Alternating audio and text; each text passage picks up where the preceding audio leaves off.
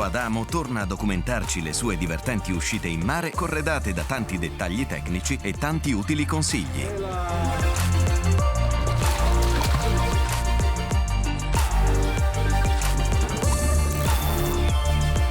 Racconti di pesca alla nuova stagione, dal 18 gennaio ogni martedì alle 21:30 in esclusiva su Pesca TV.